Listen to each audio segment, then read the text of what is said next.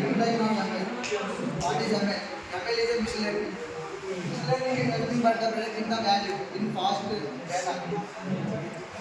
The data is connected the writing the data machine is nothing but to build the model. Next outcome of the product is the value. ML is three types. First one supervised data.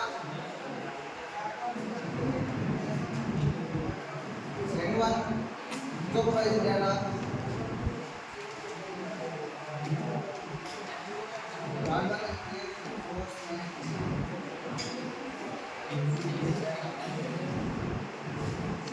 supervised data is nothing but the data is labeled data is nothing but is a supervised data. Unsupervised data is not a connected labeled data. Reinforcement data is nothing but the machine to calculate the whole decision is called replacement data.